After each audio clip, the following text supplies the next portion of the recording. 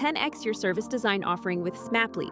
Take 20% off any order with This Is HCD 20 off. Let's superpower you and your design team's potential. Sign up at smaply.app. Enjoy the episode from your friends at Smaply, helping support This Is HCD podcast.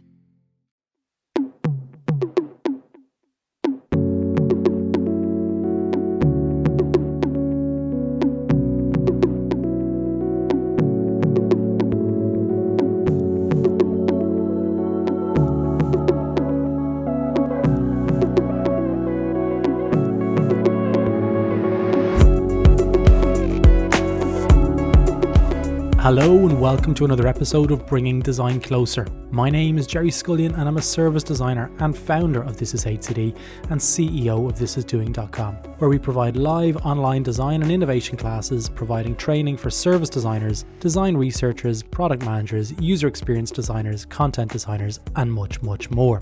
Now, today on the show we have Emma Jones from Sydney. Emma is a champion of diversity in design and technology and founder and CEO of projectf.com.au, an organisation that works with other organisations to help them improve their diversity internally. Did you know that 56% of women quit working in tech industry, a statistic that is double the rate of men? And we speak at length about this in this episode, so it's a really good one. I was excited to speak to Emma, so let's jump straight into it. Emma Jones, a very warm welcome to Bringing Design Closer. How are you? I'm pretty damn good, actually. Thank you. Still enjoying those warm spring days of Sydney. I know we've spoken about this. We've been catching up for a little bit before we started recording. But for any of the listeners who don't know who you are, I know in Sydney, in Australia, people will be familiar with Emma Jones from Project F. But we're going to sort of jump into that. But tell us where you are, what you're doing, where you're currently located right now as we're speaking. I'm on the northern beaches of Sydney, so Yeah, quite near to Manly. yeah, Anybody who's from this area would know Manly pretty well. an awful part of the world. Yeah, and a lot of exactly awful beaches. Yeah, yeah, Voted number one beach in the world or something. I don't know, yeah, possibly, it's up there. allegedly. But yeah, I'm originally from southwest London, Fulham, as you can Yeah, probably tell by my impeccable accent, yeah, which I've hung on to dearly, although the Brits will probably be going, "Oh, she's got that Aussie twang," which is yeah, you annoying. do. But no, I've been living here in on the northern beaches of Sydney for the last about nearly 10 years now. Mm. Wow, 10 Came here in years. yeah, yeah. It's mad. I remember when you arrived in Australia. That's so. I remember catching up with you when you arrived. I've known Emma for a long time, for about 10 years since you arrived in Australia. Yeah, yeah. We had some mutual connections at that stage, and I caught up with you. And a lot of what's happened in the last 10 years, I've said this to you before. As I left Australia, has been down to you giving me a good kick up the bum, telling I me did. you did. You said you need to get out there and you need to start talking about what you're talking to me about. I did. And I was in a I said, cafe in okay. Mossman, as I It was, recall. yeah. It was, yeah. And I sat there and I went home and I was like, I remember it was one of those meetings that I was sick that day. I was off work sick and I was nearly going to cancel on you and I didn't. And I went and afterwards I went home and I bought my own name as a domain straight away. I went home Yes. and I was like, I bought my domain. I was like, okay, I need to do some more stuff. But so a lot of it's down to, you give There me you that go. kick and you had small feet, but it definitely hurt kicking up the bum. It was one of those kicks that I needed. So I appreciate that, and I thank you.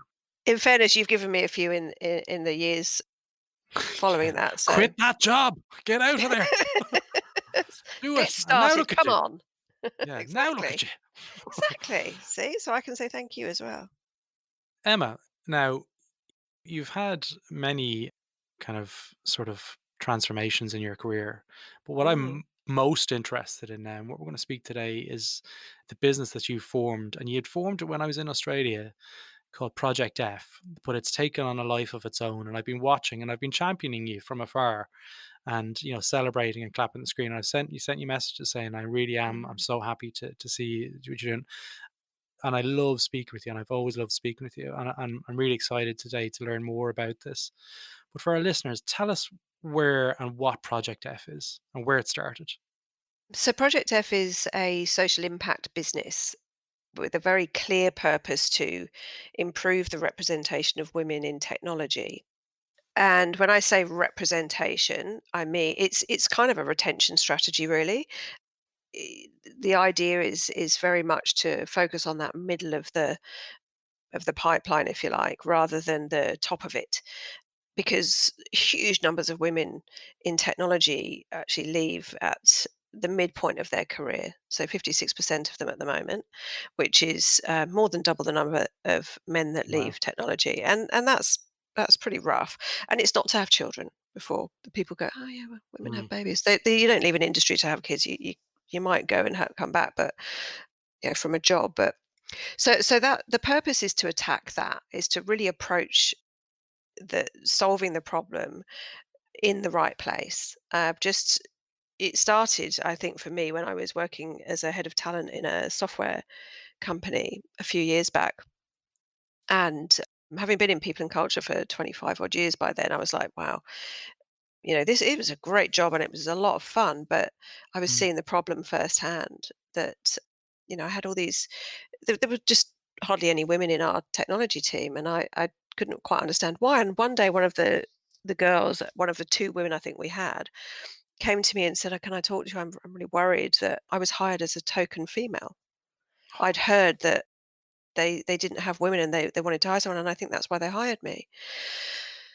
I And remember this. it, yeah, and she now works for Twitter, I think, over in San Francisco, but she was a junior back then, and she was incredible, and the impact that she had on the team was seriously was quite incredible, culturally, and just the way they thought. They didn't used to do pair programming because the CTO didn't like pair programming, and she loved pair programming, and so she negotiated bringing it back, and it turned out the others preferred it, and she just had such a huge impact. But the point I'm making is that that experience showed me that there were some seriously deeply Mm, embedded problems that were creating barriers to changing this, to solving it. yeah. And so I was seen as just being a woman in HR getting on her Mm, soapbox when I talked about it, and I recognized that if the CTO had something to say about it, then that was probably going to have a much better outcome mm, than me trying to change it. And it was always the women trying to push this yeah. agenda. So I set about educating myself and going off and trying to find some solutions to Mm, harness the leaders' take on this and get an understanding of where leaders stood on this. And I came across Male Champions of Change, which is tackling the same problems, but from a high sort of level policy change, mm, and having some really great results in doing that across sports and media and government and all sorts of different sectors. yeah. But then when I dug into tech, I realized that tech has this ridiculous stereotype that is massively out of date, but is, from it's formed in the 60s. And yet we're still living with this stereotype of this nerdy guy. And hence we've created these environments for these nerdy boys with Nerf guns and ping pong Yeah. tables and craft beers and I don't know, your Ping pong scooters tables. and yeah, and arcade games and shit like that. And I just think when I started to recognize this pattern, I thought, what, you know, what are we doing? Why are we just, we're complaining that there aren't enough women in it, and yet all we're doing is making the problem worse every day because people just don't think about it. And Yeah. there's so much data out there. I thought I've got to be able to do something about this, and that's where it started. So So, yeah, I remember when you started, male championing change was almost, it was at the time when I was about to leave Australia, and it was 2018. It was in around that time. But where do you think that stereotype? I mean, you mentioned it comes from the 60s, but where does it come from, and what kind of person kind of, or like, what's amplifying that? Like, so it hasn't gone away. Why hasn't it gone away? That stereotype? if you've ever seen the film, have you seen the film Hidden Figures? No, Oh, it's such a good film. really. I'll have to Yeah, check it's it such out. a good film. It's about all the women that did all the computing behind the NASA. It was all these black women back in the 50s. And so this is the thing, right? So back in the 50s, 40s and 50s, it was all women that did computing. There were no men. It was seen as a clerical kind of support job, Wow. if you like. So all women did it, and it was manual. And then in the 60s, and they were known as the computer girls. And then in the 60s, in the sort of early mid 60s, IBM built this big first computer called the Mm. ENIAC. And so the women were then programming this machine and then started to had to teach the men how to program it because there weren't enough people to do this new vocation. They didn't Mm. have a vocation. They didn't call it programming. It was a woman that actually created that term. But there was this group of the ENIAC women, and they taught the guys how to use this machine and how to program it. And then what happened was IBM in 1966 got these two guys, these two psychologists, to create a social profile of what a programmer should look like. So they were doing all the normal cognitive tests, the mathematical, verbal reasonings, or what have you, that they had defined, and that was all good. But they wanted a social profile so they could cast wider and really go out and find the right sort of profile of person to hire for these roles. And these Yeah. two guys, you can still find it if you Google it. They created this report based on their research and findings that said that the ideal programmer is a socially inept man who likes maths and puzzles but doesn't really like people. I am paraphrasing, you understand, Yeah. but that's in a nutshell, that's what they came up with. I'm not That exaggerating. stuck. Yeah, it stuck. So there was born this stereotype that we now see today. So then they went out obviously and hired against this social profile. So before long, the environment of programming was overrepresented by this geeky man who does, Yeah. who's socially inept guy. And so from the outside looking in, you'd say, well, that's obviously what it requires. So it was kind of a self-perpetuating situation. Mm. Then in the early 80s, when video games came out, if you go back and look at the Yeah. marketing of video games, it was almost exclusively marketed to boys. Yeah. So there was that. And then the personal computer that followed after that, the PC, was marketed Yeah. to affluent men who, for something to sort of toy with and tinker with and, what have you. But by this time, women were just, they'd self-selected out. They could see, as far as they were concerned, that tech was not a place for them, for women. You can't be what you can't see. Yes, exactly. And then you shoot forward from, what we're living with is that legacy where you've now Mm. got a very male dominated environment catering to a certain demographic.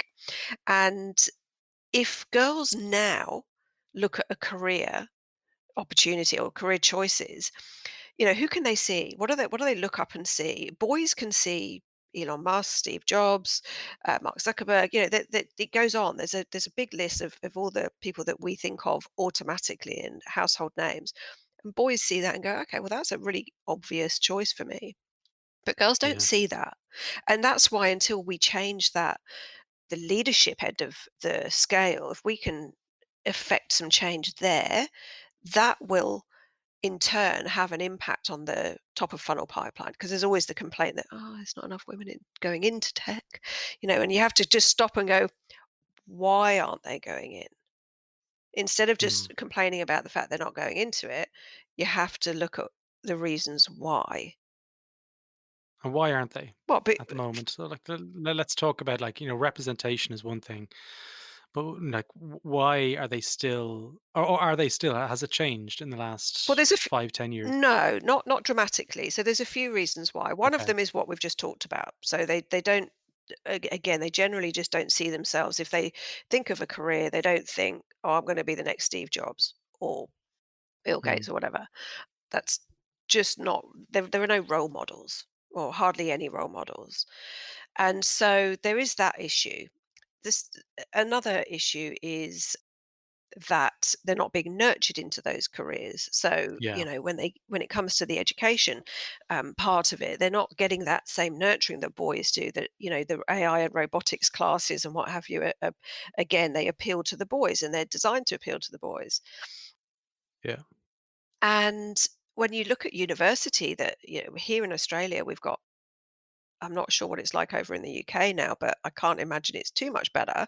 Or Ireland, Or just to Ireland, pick up there, or or Ireland. Yeah, Ireland. go ahead. The Australian, we have about an average of 16% of the computer science degrees are taken by women, and Wow. Okay. that's across Australia. There was a piece of research that was done that had a massive impact, which I thought was really interesting. Because this is another Mm, reason, is that the computer science degrees are incredibly competitive. The way that they are designed or run or whatever, they always have been. So it's about being the best coder. So the culture of that degree is highly competitive amongst the people doing yeah. it. And that doesn't appeal to women. So what they Yeah. found when they did some research on this, I think it was either it was either the UTS, University Technology Sydney, or the University of Sydney. They had stayed at, I think they were 15, they went from 15% to 16% in 10 years of trying to change it. As in their words, not mine. We were just trying to put lipstick on a pig, is what they said, trying to make it look more attractive. And then they engaged a bunch of people outside of the academia to help them with this. One of which, as I know, was Sally Ann Williams from who was at Google for years working on the STEM side of things for them. And Mm, what this research showed up was that, in fact, women, when they take a highly technical degree course, they want to marry that with the ability to solve a real world problem. And that's not what this degree is doing. And so they changed it. They made it a 4-year degree with a 3-year exit point, and they said it's 2 majors. So it becomes a double degree. So you have computer science and either whether it's UI or psychology or whatever, and they went from 17% to 29% in 1 year. whoa. Okay. So that was huge. Yeah. Just with that kind of, different approach to, the research and thinking, okay, let's look at where women are well represented and look at those degrees and let's combine them and Yeah. give women the opportunity to do both. So it's not that they don't want to do computer science, they just don't want to go into this competitive environment where it's about being the best coder. They actually want to use what they're learning and apply it. Yeah. So Yeah. that was the secret. Education's got a huge role to play in this, and it's in Ireland in particular. Like, it's something that I'm deeply passionate about, attracting people into design, but also everyone, like, just attracting people into design from schools. So design is seen as a still a creative thing. It's still like art. If you're good in art in school, you might go to art college where design lives. So you're Yeah. you're kind of watering down the potential there of having great designers coming out, because and then there's the other problem that, design generally is overrepresented by males, and by men it's a bigger problem. So I can deeply relate to some of the stuff that you're talking about there, and the role that academia has to play in helping shape those outcomes. It's a bigger problem. You're asking, so why aren't there more women in tech? And the other, one of the biggest things, so what we've just talked about is, women being attracted to tech as a career. Mm, But the one of the biggest problems is keeping them in tech. So they're not in senior roles. no. But what I was going to say is, when they're welcomed into these cultures, the cultures are very male dominated, and they're actually, the behaviors and rituals are very male centric, They are. and or men centric, should I say. And from just being in there, like, I've worked in those organizations. I don't find it comfortable myself, and I can kind of speak the speak, and walk the walk, and do the talk and all that kind of stuff that you say, but doesn't feel right. It doesn't feel No. inclusive. They're like frat houses, a lot of them. Very It's much all, so. yeah, Yeah. and that's what I Beer on say. a Friday. Exactly. They're designed Yeah. for a specific demographic. You just walk into a tech company and you're in a tech company. You're in a, even if you're in a, I don't know, financial services company, and you walk around the building and it's all very lovely, and marketing's got lots of plants and pictures and soft furnishings, and HR's very, very nice too. And then you go into the tech team, into the engineering team, Yeah. and it's not as nice. It's designed around a certain demographic. I did a Yeah. whole talk on this at Web Directions last year, and went through the whole historic thing and had lots of pictures of these environments, and then the pictures of, if you look at the design, the people who are designing these co-working spaces now, they've cleverly looked at the fact that I think it's something like 44% of these co-working spaces are populated by women. And so they've designed them to Mm. appeal to women as well as men. And so, I mean, I work at Fishburners, which is in the Sydney Startup Hub, Yeah. where all the other startups are, and they're all co-working spaces, and they've got lots of sofas and cushions and rugs and artwork and plants, and Mm. and it's really quite a lovely place to work. And that's by design. Yeah. It's not just happened, it's by design, as are the tech spaces. They are what they are by design. So tell us, Project F, what do you do for these businesses? So say, what does a good client look like for Project F initially? Well, how do you identify them? It's a bit like good old Simon Sinek says Mm. that you have to find people who love what you love, right? So a good company for Project F would be a company that cares about diversity and inclusion. They want to create an environment where everyone can thrive. And they recognize that not only is it good for their people, but it's also good for their business. How are you identifying those? Like how do you suss out that? Because there's a case for websites there that kind of go, we've got a purpose, and they say these things, Yeah, but really when you scratch beneath the surface, there's not that much difference. correct. So they are attracted by what we do because we talk very openly about trying to remove the lip service from diversity and inclusion and get Mm. rid of the smoke and mirrors. So when the companies where their HR teams are focused very much on what I call window dressing. Mhm. So, creating something that looks good, but it's a bit like if your budget for D&I or diversity and inclusion is less than I think it was Aubrey Blanche who said this recently. If your budget for D&I is less than your budget for swag or snacks or whatever, Yeah. then that's probably not a company that are going to be Yeah. too interested in working with us. Just to stop you Um, there, what typically, what's the ratio of investment into D&I from a tech company in relation to, say, something like training? Minimal. It'll be Minimal. tiny by for the most part, it'll be tiny by comparison. A company who are spending a lot of them don't even have budget for D&I. So they'll have a budget for learning and development that might be 100 grand a year, but they'll have no budget Mm. assigned to diversity and inclusion. So they'll have to find the conversations I have mostly, they have to find where they can put the budget.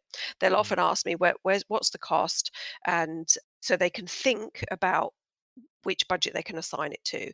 And it's either the tech budget or it's the people and culture budget. And can they put it onto learning and development? Yeah. It's not a learning program, but or some other form of change. So typically, how are they managing D&I? Like, so, what's the current state that you're looking at when you go into those organizations? How they manage that? They tend to quite often it's diversity and inclusion is managed on an overarching, it's one thing. Mm. It's not by department. So in for Project F, we work with it was sector agnostic. It doesn't matter what type of company it is. Any company that has a technology team or a digital capability will have a tech team, and it's likely to have a minority. The women will be a minority in that team. So companies generally will talk about the diversity as a whole. So they'll say, okay, we're 50-50. And so this is when I'm talking about gender diversity as opposed to cultural or any other. And there are many types. So they'll have an overall, so they'll talk about cultural diversity at the same time as gender diversity and neurodiversity and all the other things. And they'll talk about all the things they do to cater for those things. So they may have great access they might have really good access for people with disabilities. They may have made their building very accessible. They may have made their products very accessible. They may have a lot of great cultural initiatives and cater for different cultural identities, and maybe LGBTQI is their focus, and they've got 50-50 in terms of gender split, etc. So they'll look at it as an overall thing, which is not a bad thing. But the problem we have with technology, and this is why I focus very much, it's a laser focus on just technology, is that technology is the future of our world, right? And we have a very diverse world. And currently, the technology products and services are being built by pretty much one Yeah. demographic, and a homogenous group of people, and half the population are women. So Yeah. even in a company where they've got 50-50, if you ask them what's the representation or what's the gender split in your technology team, the chance are it's likely to be around 15%, anywhere Yeah. between 10, or from what I see, anything between 8 and about 22 would be somewhere in Yeah. that range, which means that the women in those teams will be quite isolated. And the career paths are probably quite restricted as well in terms of progression. They'll be restricted by a number of reasons that sit within the systems and processes of an organization. Mm. That's the bit that we focus on, is solving that problem. Yeah. So most companies, again, they kind of don't want you to see the problem child. And the companies that we align to are the ones that actually want to tackle the problem child. They're not afraid to say, we're not perfect. We have a problem here and we don't Mm. know how to solve it. You've mentioned a couple of clients that you're currently working with. Are you okay to talk about some of them? Sure. I mean, I talk about Canva because they're Yeah. a good example, because they're an early adopter, and so they were the first client that we Yeah. actually brought on onto the program. Huge Australian success story. Yeah, Absolutely incredible business. incredible. And they've got a female, one of the founders is a woman, so that's Melanie Yeah. Perkins, very young and driven and hugely successful. She's only in her early 30s now, and Yeah. the company's valued at 5 billion or something recently. It's a hell of a success story. Yeah. But as with any other company, as much as they've got a great culture and they're known for their culture and a great set of products, they have the same problem as everybody else. What So are the they have, tell us what problems they came to you with? well, the fact that they were about 16% women in their technology teams, and they didn't like it and they didn't know how to fix it. They were growing at such a rate that they Yeah. had to and they're very, very high bar in terms of their recruiting processes, and the types of people that they're hiring in the tech teams, and the engine is a very engineering led culture as well. So they would be competing with the likes of Google and Atlassian and Amazon Web Services and so on for talent. And but they're growing at such a rate that it was just getting worse, and they wanted to get a handle on this. How do we fix this? Mm. They know it's not just about branding, right? It's Yeah. not just about saying, oh, we're great. They actually had to figure out what were the right things to focus on. And so that's where I'd started having conversations with them, because I knew them quite well, generally from having worked in this ecosystem and my Men Championing Change meetup group. So I knew the engineering leaders in there relatively well anyway. So they knew what we were doing and said, can you come and talk to us about it? And when I told them what the program was, they were like, we have to do this. This is exactly what we need, because we need to be able to look at, we have so many different initiatives. We're trying to, Mm. grow the foundations to support the rapid growth of this organization. And we care about the people to the degree that we need to know what it is that we don't know. Yeah. So what are we not doing? Should we be focusing on? So we got them on the program late last year, and they've been an absolute dream, actually. They're so on board with it and so keen and eager to fix the problems. And we have regular progress updates and calls with the heads of technology and the people who are involved as a steering group on the program. And they're starting to see some results now. So they shared recently with me some of the results of the conversion rate. So the attraction and conversion is already up, Mm. which is a really promising sign. And later on, and it will take a while, it's always going to be a slow burn, but later on they'll start to see the retention improving as well. So it was just a case of doing a deep dive and looking at what they're doing the proper analysis that was required to be able to show them Mm. the areas they need to, the highest impact areas. And none of them are quick wins, or very few of them are quick wins. It's all going to be stuff that will take time. So you conduct an audit and you provide a framework, Mm. is it, for them to follow? It's a roadmap really with some Okay. milestones. So we provide a detailed roadmap that shows the areas of highest impact and why, the data that it's based Mm. on. And then we agree with them what the milestones are from there so they can break it down into this sort of size of pieces of work and projects that can come out of this Yeah. that will fit in with their overall, the other objectives that they're working on as an organization. Because it's mostly, it's not technology specific, it's Mm. it's about people. And of Yeah. course, every other part of the business is going to benefit from the Mm. work that's done as well. It's not just that it'll have a more dramatic impact on technology, but every part of the business. Can you talk to me a little bit more around those process changes? So, what are the things that you're seeing that needs to change? Like, obviously, for something as something like a job description being created to attract people is a Yeah, and probably a simple that's a thing for minor one. That's actually what, quite a minor one. but it allows them to focus on what they're actually trying to say. Yeah. Here. Some places might need that more than others, and it'll Mm. be different from one company to another. But the typical things that we see that are areas of high impact will be things like leadership capability. Hmm. Inclusive leadership is not something that is given. It's not an automatic thing that a technology leader has gained over their career. At the point at which they start becoming responsible for people, they may well not have an understanding of what inclusive leadership even means or looks like, let alone how to do it. And they're often not given the time, in order to actually focus on leadership. So leadership capability is a big one. Learning how to manage a flexible workforce so that they can actually hire people that aren't full time and hire a workforce that is more flexible. That's a skill set that not everybody automatically has. So Mm. putting some effort into addressing these leadership capability needs is a big one. Another one is managing performance. So performance, it's a huge area for bias to have an impact and Mm. creep in and really do some damage if it's not watertight.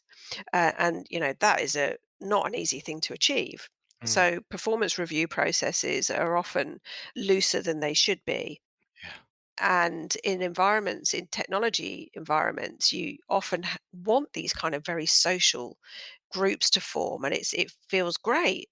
But the downside is that it can actually do some real damage to the ability for women to progress. And I've got to say this because the easiest way to demonstrate this is to tell you about or to use the example of, did you used to watch Friends? Yeah. Do you Popular US. remember? Yeah. Do you remember the episode where Rachel smokes? Come on, it's 20 odd years ago, but Okay, maybe. somebody. Okay, I'll remind you. I've Okay. seen them all a million times probably, but the one where she smokes is where she goes for her dream job. I think it was at Ralph Lauren or Ralph somewhere, Lauren, yeah. and she's love it. She's on her first day, and she's with her boss and they're all ideating and doing stuff in the office, and she's loving it. And then they get up and go, right, cigarette, and they all go out and they're like, "You coming, Rachel? Do you?" She, "I don't smoke." So they go off, and what happens over the next few days is this keeps happening, and she Mm. keeps hearing about all these things that have these parties and these meetings and these projects, and she wasn't part of them. I remember it. And Yeah. she's hating this. So one day she walks outside to the smoking area and they go, "Oh, I didn't know you smoked." She goes, "Oh yeah, I've been." Anyway, so then she gets into then that's exactly what happens is these in and out groups that Mm. form in these Yeah. very social environments. And you can see that in the data that Yeah. comes out of the performance reviews is that people are treated differently based on these groups. Yeah. And it's not intentional, it's completely unconscious. No one intends to do that, but it has a detrimental effect on women's Yeah. ability to progress. They're not seen in the same light or the same importance as men in those organizations. Yeah. So it's all about just, focusing on structure and how things are structured and the processes you've got in place that can remove those dangers. Yeah. So a large part of this is a within the audit. It's a cultural understanding of the rituals and what it Yeah. looks like, and identifying those things and calling them out as part of the roadmap, presumably. Yeah, it's Yeah. giving yeah, exactly. So it's giving them the clarity that they need Yeah. to see what's actually happening, and Mm. then giving them the tools to fix that, what the clarity around what they actually need to do to change it. So what does an engagement look like for Project F then? Is it like do the audit, and is it a 6 month thing or 6 week thing, or is it a It, 10 year thing? it's they're in it for life, really. Yeah, they've got you. They can't get rid of you. Well, because the idea is that, what we want them to do is to stay on the journey, because it's not a short-term thing. It's not like you can just plug something in and it's going to solve your problem. Cultural change of any description takes time, but in the same way as behavior change, if you're trying to change, a whole sector's behavior or whatever with a design, then you're not going to expect to see results immediately. So we want them to continue to maintain the commitment, and we also want to support them through that journey as well. So Mm. I think the whole program, probably, from start to achieving the first set of milestones, is probably anything between 8 months and a year.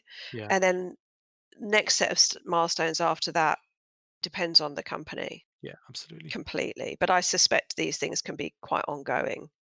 So you mentioned when we were speaking earlier on that you've got a startup. How did you call it? It was a startup framework, Toolkit, a toolkit. a toolkit. Talk, It's a talk to me about why you've done this and what's involved and what's inside that toolkit. Because you've only got 100 of them to give away, isn't it? Well, no, so there's as many as there needs to be, but it's free to the first 100. There's 2 types, and it's free to the Okay. first 100 for each, which I think will be quite sufficient at the outset.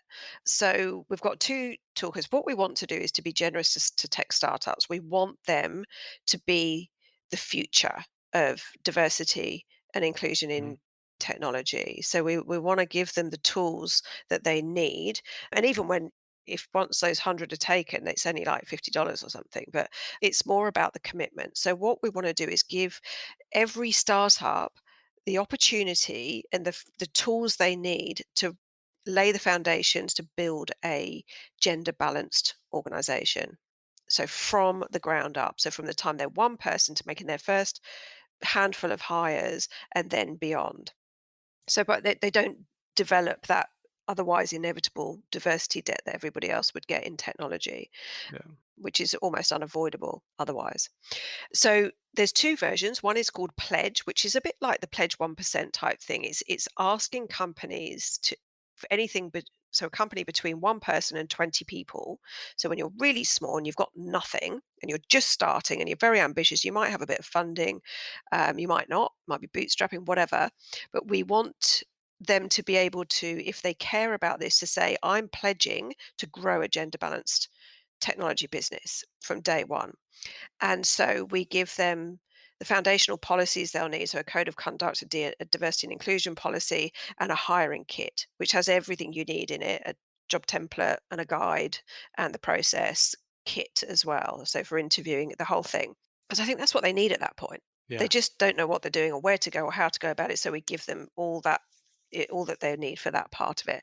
And of course, they can display the logo on their website, which is a beacon to women in tech to say if they want to go join a startup, yeah, we have the basics. We have the stuff that shows you we're committed to this. Yeah. You're not going to join a boys club. Yeah. It also is attractive to investors as well. So they want to know that you're thinking about the long term and Mm. sustainability and growing a gender balanced business as well. The second one, which is so if you're over 20 people but under 60 people, then we've got the entire toolkit, which is everything. And it's got everything you could possibly need for hiring, for growing and developing, and for the long term of running. So there's templates, there's guides, Mm. there's policies, and there's framework. So there's everything you could possibly need. So all your foundational policies, whether it's flexible working, equal parental leave, diversity and inclusion, etc., and then your EVP guide, your hiring guide, and then all your inclusive leadership training, everything is in there. But it's all written with the startup in In mind. mind. So it's Yeah. very simple, and you can literally put your logo on it, embed it, plug and play. So it's everything. If people Yeah. want to try and get that, where is it? projectf.com.au? Is that the website where they need to go to do It that? is EU. It's not actually up on there as yet because I literally only launched it last week. It's going out through Blackbird Ventures, Okay. and then it's going to go for other accelerators and VCs. But they can go on there and put the contact sheet. There's a contact us and just drop us a Requested. note, and we'll Yeah. send the overview. It will go up there in the next couple of weeks, I expect. By the time this goes out, it'll probably be up there. Hopefully, I'll drop a link to the website and to the toolkit as well in the show notes. Emma, you know I love you, and you know I love speaking with you. But if people want to do the same and they want to speak with you, what's the best way of doing it? On the website, again, they can just go to the website and drop me a note. I think there's a way to book a meeting. There's book a meeting with me on there. And there's just send me a note on the contact. In fact, I even think my phone number might be on there. Oh But no. don't ring me in the middle of the night, will you? Oh no, no, no! I would never. I barely call anyone anyway, so it won't be from me if you do get a phone call from Ireland. But you are on Twitter. I know your Twitter handle I'm on is Twitter. I'm Miss on Jones in Sydney. Yes, Ms. Jones in Sydney. I'm on, that I always say you can take the girl out of London. Yeah, So I'm also on Instagram, LinkedIn, yeah, the usual Facebook, places. I'll throw a link to whatever. all of those into the show notes as well. Okay. Emma, great speaking with you.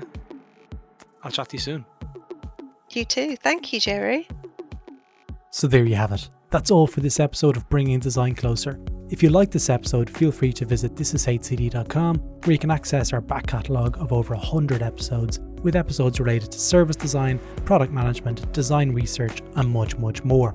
Now, if you're interested in design and innovation training, feel free to check out our business, thisisdoing.com, where you can join online classrooms and learn from the world's best design and innovation leaders. Join the This Is HCD newsletter, where you'll receive updates from the network, and also, if you're interested, apply to join the Slack community on thisishcd.com. Stay safe, and until next time, take care.